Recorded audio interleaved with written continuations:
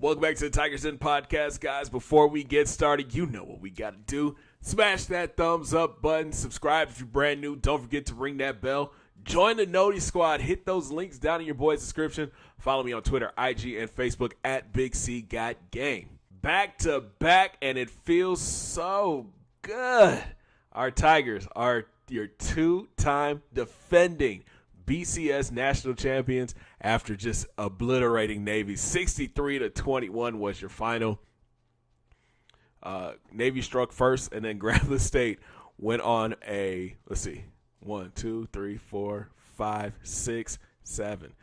They went on and scored 49 points in a row before they gave up a touchdown in the third quarter and late in the fourth quarter. Talk about having a bounce-back game. Chris King finished the day 20 of 27 for 340 and 4 touchdowns. I am so happy for Chris. He did an amazing job this week. He came in, picked apart the Navy's defense. Even though they weren't that good, he still was able to sling the ball around, find the open receivers, and he had a big day.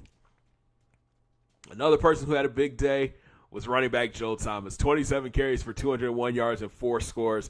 If this is Joel's last game, he went out with a bang. He found the holes. He hit the holes. He had a sluggish start to the game, but was able to pick it up later in the first quarter. Out wide, big day for Rob Bradford. 7 grabs for 135 and 2 touchdowns. Robbie B looked like a wide receiver out there to me. He didn't look like the normal tight end that he is. Sean Edwards also had a big day, 6 grabs for 106 yards and a touchdown. And Jordan Paxson had 4 grabs for 77 yards and a score. On defense, this was a tough team to defend because they do run the option, but I think we did an awesome job. We only gave up one really long run, and that was the touchdown early to Billings.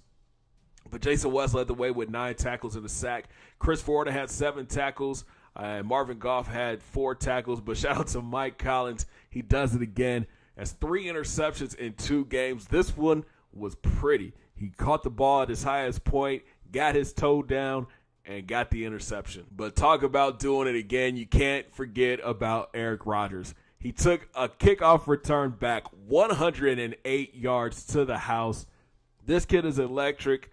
I'm excited to see what his future is with Grambling State. And he's only a freshman. A freshman, y'all. So we are at the end of the season, and it's time to look at the season stats. Chris King, big year, his first year starting, threw for just under 5,000 yards passing, 53 touchdowns, but he also had 28 interceptions. Chris was slinging the ball, man. He was a gunslinger. I didn't realize how strong his arm was, and he impressed from beginning to end of the season. If he decides to come back, he will be quarterback number 1, but I would not be shocked if he decided to declare. In the backfield, Joel Thomas, big year for my guy, man. 366 carries, 2,537 yards, and 37 touchdowns. Now, I want Joel to declare. He does not need to be here another year. He has put up amazing numbers. He has broke every single Grambling State rushing record that there is. Honestly, if he does not declare, in game-wise, I'm going to release him. I'm going to cut him. That way it makes room for other players to play. He's just too dominant of a running back, and we've got a group of running backs that are on their way into campus that will be battling for time. Kevin Easley as his backup had a great year, 83 carries, 575 yards, and 8 touchdowns. Now, out wide, Rob Bradford, like I said, he had a big senior campaign, 85 catches, 1,214 yards, and 13 touchdowns. This is exactly why he came back for his senior year. He wanted to show scouts why he could be a great receiving tight end, and I hope that he is a first-round pick. To my surprise this year, Sean Edwards beasted. 74 catches, 1,490 yards, and 17 touchdowns. If you go back to the beginning of the year when I first was talking about Sean Edwards being wideout number 1, I had my concerns. He was more of a slot wideout, but he came in this year and he balled. Again, I would not be shocked if he decided to declare for the NFL draft. He's just too good and too fast. Jordan Paxson had a solid year, 54 grabs for 837 yards and 10 touchdowns. Going forward, if he decides to come back, he will be mainly used at wide receiver. He will no longer be returning kicks. Freshman Antonio Walker, for his first year as getting playing time. 52 catches, 710 yards, and 4 scores. I'm excited for his future and see what he can do. Kevin Easley finished with 27 grabs, 238, 3 touchdowns. And Gerald Cox, our senior, 15 catches, 294 yards, 5 scores. Thank you, Gerald Cox, for being a great mentor to all these young guys in this receiving group. On defense, Jason West led the way with 115 tackles. He had 37 tackles for loss and 7 sacks on the year. He had to fill the Josh Carey role, and I think he did a very solid job. I want to say he did a great job. He did a solid job at it. He's not as fluent as Carey was, but, Jason West took to the challenge, and he stepped up big. Christopher Warner moved back to strong safety. He had a great year, 62 tackles. Mike Collins had 60 tackles on the year, and Rayshawn Baker had 58 tackles on the year. Our defensive line, the pressure really wasn't there this year, but you know what? They still put up some decent numbers. Torian Ray led the way with 12 sacks. Caleb Causey and Marvin Goff both have 8 sacks apiece. Like we said before, Jason West had 7. Richard Maynard, his senior campaign, kind of a quiet one. He finishes it with 4 sacks on the season. But for his career, he finished with 58 sacks. His senior year was his lowest total. He was hurt a lot this year. It was a couple games he missed with a wrist injury. But, listen, man, these numbers are insane. Freshman year, he had 15. Sophomore year, he had 22. In his junior year, he had 17. He was our best defensive lineman by far, and I'm excited to see what he can do in the pros. Seldom used sophomore Nick Sellers had 3 sacks. D-tackle Jason Brown had 3 sacks. Then you have Charles Butler, who had 2. And Kenneth Johnson at corner, he had 2 sacks as well. In the secondary, this is my most proud group right here. Rayshawn Baker had 6 interceptions on the season. Brent Stovall and Mike Collins both finished with 4 INTs. So did Ron Bennett in his senior campaign. Kent Johnson had 3 picks. Eric Rogers had 2 picks. Christopher Warner had 2 picks, and so did Justin Smith. This group really played huge this year. There were a couple games where they didn't play too great, but in all, they had a great season. Kickoff returns, man, what can be said about this kid? Eric Rogers is something special, y'all. He had 33 returns this year for 1,255 yards and 5 touchdowns. This kid is going to be special moving forward. He does play corner, but I love him as a return person. Will he see playing time at corner next season? We'll see. Just depends on who decides to come back and who decides to leave. It's a couple returns. Jordan Paxson, he had 1 touchdown return that went 105 yards. That was earlier in the season. And then on punt returns, Rodgers, again, 34 returns, 724 yards, and 3 touchdowns. Like I said, I'm excited to see what this kid can do in the future. Once you kick it to him, you better make sure your coverage is there because he's going to take it back to the house for sure. In the kicking game, Nick Gordon had a solid year, man. He finished 6 of 7 with a long of 50. We really didn't kick too many field goals because we were too busy scoring touchdowns. But when Nick came on, including that game winner against Georgia, you knew that it had a chance to go in. He finished perfect with extra points, 115 out of 115. And then punting, we only punted the ball 6 times this year. Going forward, I want to punt more. Not go for it as much on 4th down. I just want to get more realistic. But Mike Baker, 6 punts, 249 yards. So, guys, that puts a bow on Season 6. Now it is time to go ahead and jump into the offseason. Players leaving, coaches leaving, players deciding to transfer, players coming into Grambling State. Let's jump in and see what happens. And here's a look at head coach Broderick Fobb's career here at Grambling State. He started 8-4, and then has just been dominating ever since. 12-1, 12-1, 13-1. 14-0 and 14-0. He's got a 5-year extension that just kicked off. That's good through 2022. In all, we are on a 41-game winning streak. How crazy is that? So we have a new OC, and it is Lane Kiffin. Okay, so we lost both of our coordinators. T. Martin left and Knowles left. So let's see where they ended up. T. Martin went and took the job at Miami of Ohio. So with both of our coordinators leaving, we welcome in defensive coordinator Taver Johnson and OC Lane Kiffin. Now, guys, it's time to hop into the scariest part of the offseason, players leaving.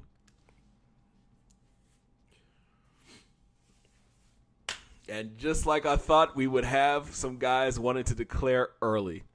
So safety Christopher Warda is declaring early going in the 6th round. And wideout Sean Edwards is declaring, and he's projected to go into the 7th round.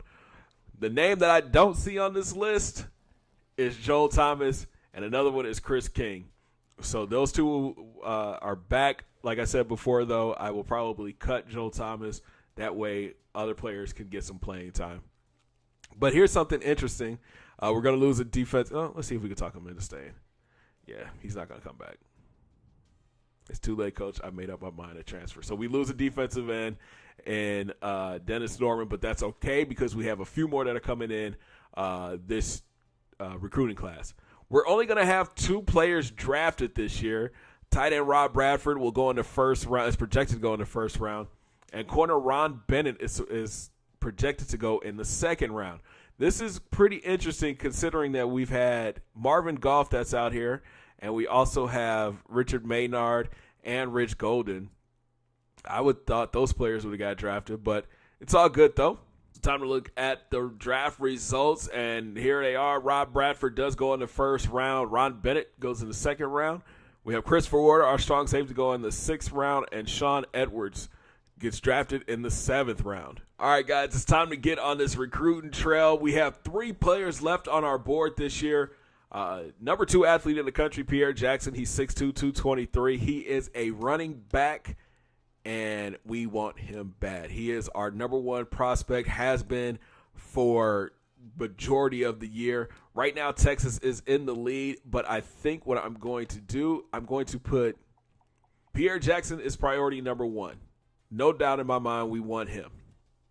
Martin Mills, we might be able to be okay without him. And Will Banks, we want him, but he's not a necessity. We do have a strong linebacking core coming back next season, but it'd be nice to have him too. So with 3 players left on the board, let's see what happens.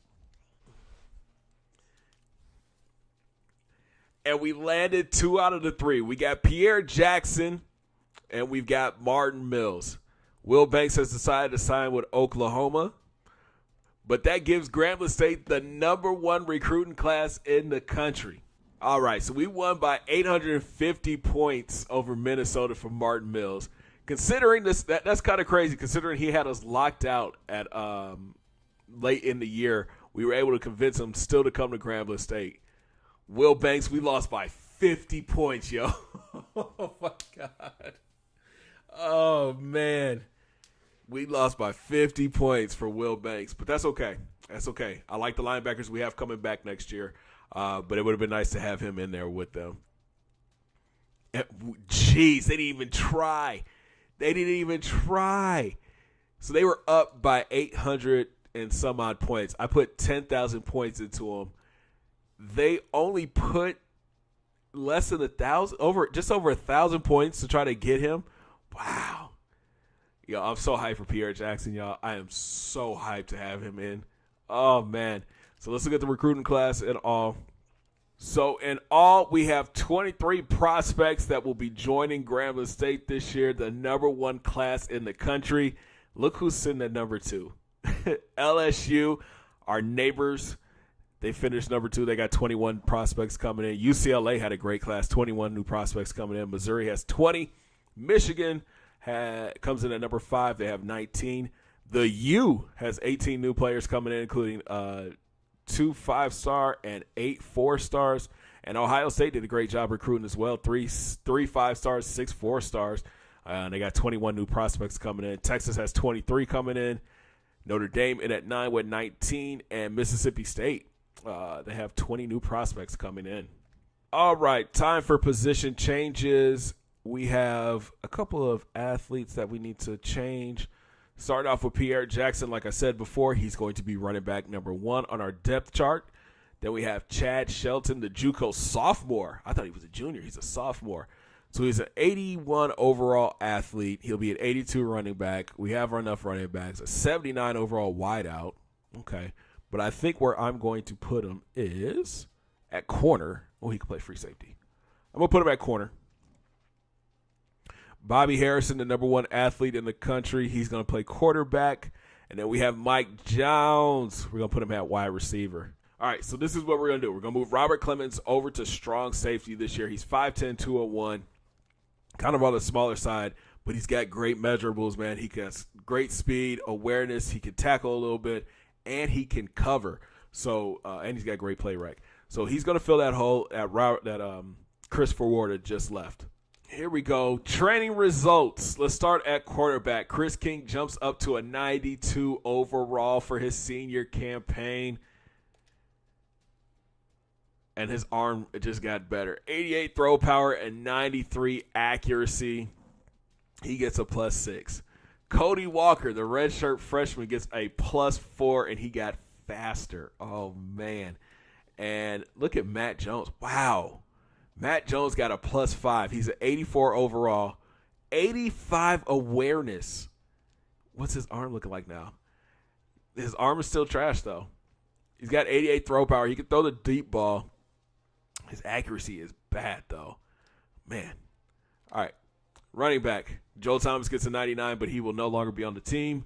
Kevin Easley, 86 overall. He gets a +5. He got faster. Keith Hunter, the interesting prospect I was talking about from last season. He got a +5. He's 81 overall, but his speed is just not there for me. Charlie Jackson got faster. He's up to a 76 overall. Wide receiver, this is going to be fun for us. We got 3 speedsters. Whoa. Jordan Paxson gets a +4. Antonio Walker gets a +4. And Bobby Smith gets a +4.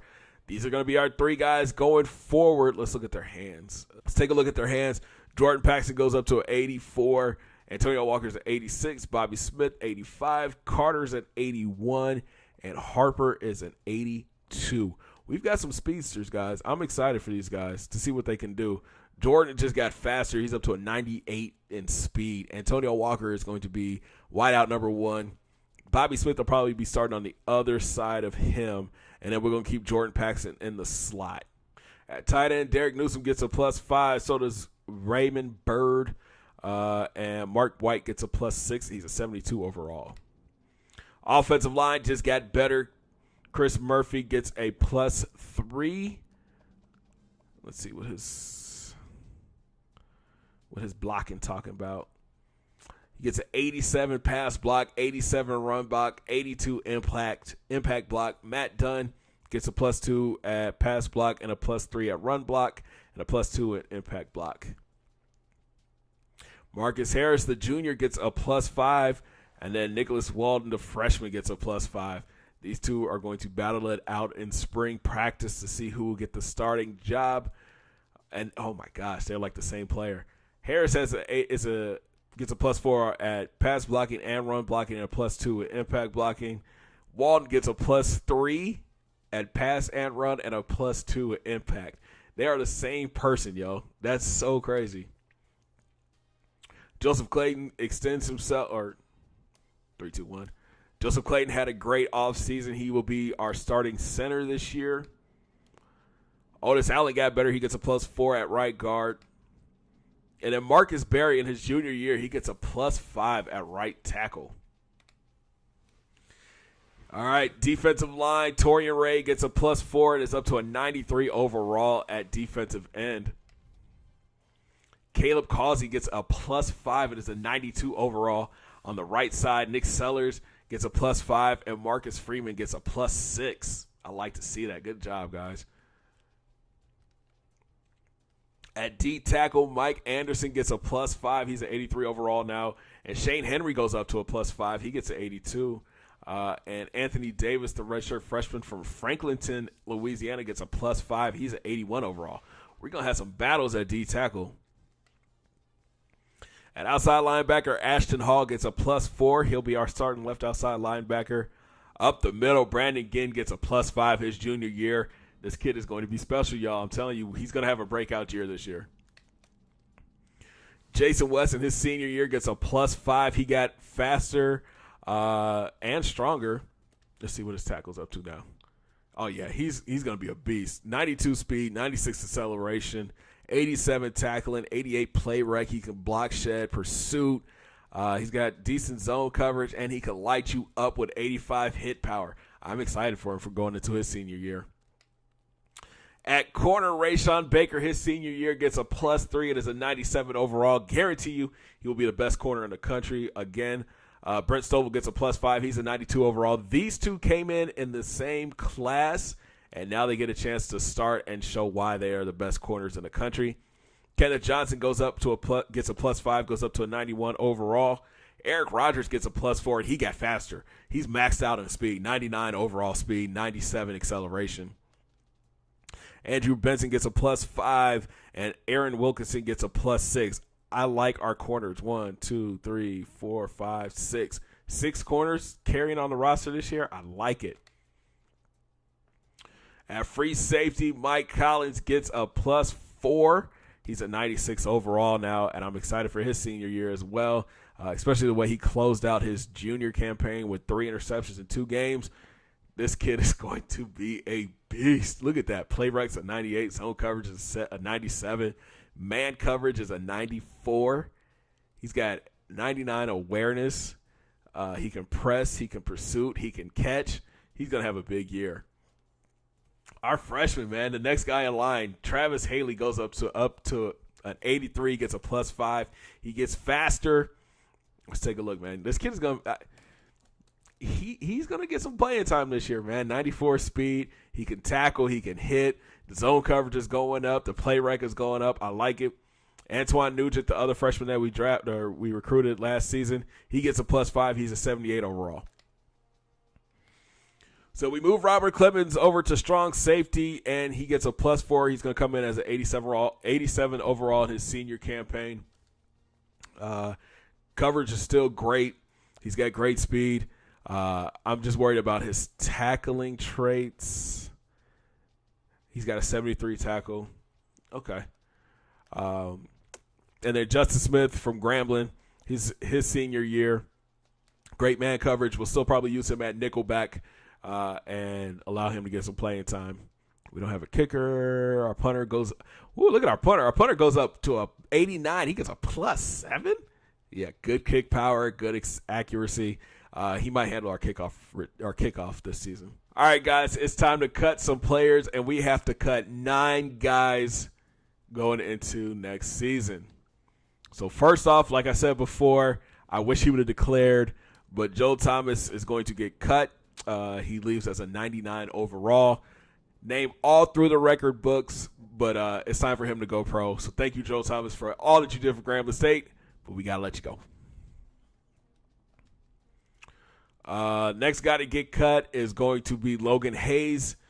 He's a 5-star prospect, but he's not going to get to see any playing time this year just because of who is in front of him. And this is another one that I was kind of going back and forth about, but I think we have to let him go. Keith Hunter, we recruited him last season, and I think we're too stacked at running back right now for him to be here. So we're going to cut him as well.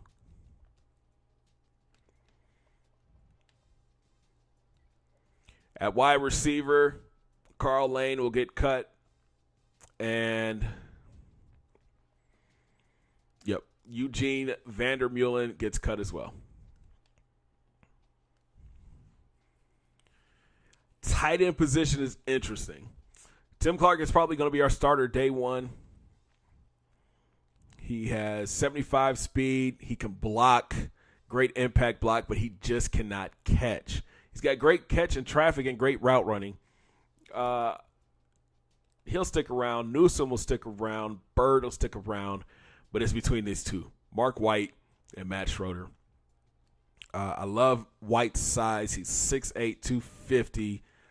He's got decent speed, decent acceleration.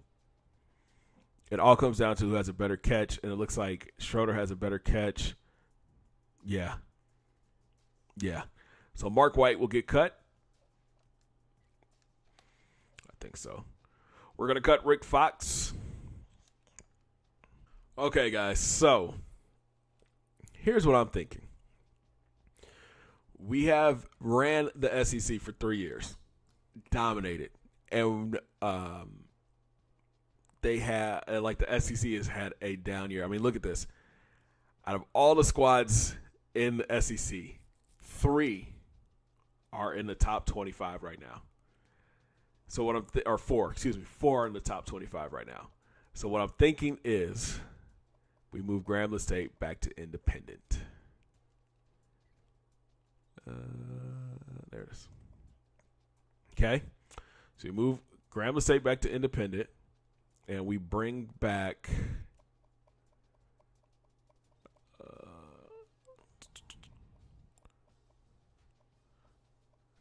well, can't bring back Texas A&M because they're in the Big 12 where they're supposed to be.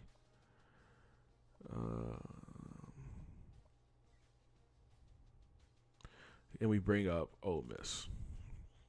Okay, so here's some changes to the conferences.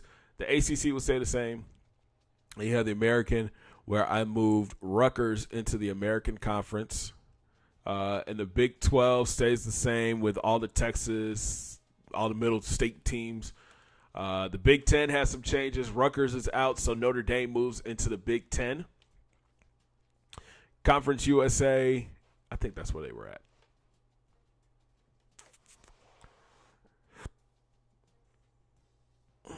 Conference USA stays the same, I think. Independents, you have BYU and Grambling State. The MAC stays the same. The Mountain West stays the same. The Pac-12 stays the same. And the SEC, they change with Grambling State leaving, becoming independent, and calling up Southern Miss to take their spot. Now, the reason I did this is because I'm about to make the most difficult schedule possible. We will be facing nothing but ranked opponents going into next season, and we'll always have our rivalry games with Bama and Southern, but I want to have a tougher schedule. All right, let's redshirt some players because I know a lot of you guys like to see that. So first up, the player is going to get redshirt is Bobby Harrison. He'll be back for his freshman year where he'll battle Cody Walker for playing time. We are going to redshirt Eldon O'Connor. He'll be back for his redshirt freshman year. 2, 3, 4, 5. That's cool. Then we're also going to redshirt Mike Jones and Brad Thomas. Matt Schroeder gets the red shirt. No left tackle, left guard. Center, John Pennington will get the red shirt. So will Joseph Sutherland. None of my guys on the D-line are going to get the red shirt.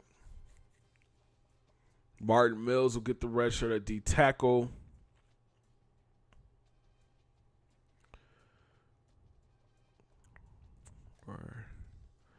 And Sean Holmes will get the red shirt, the JUCO transfer. Yep. Here, I think I'm going to give Craig Manning the red shirt. Yeah, Craig Manning will get the red shirt here. Here, Logan Young will get the red shirt.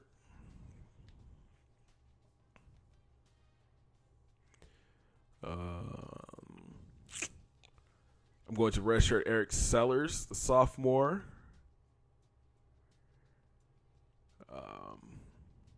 None of these guys. Nope.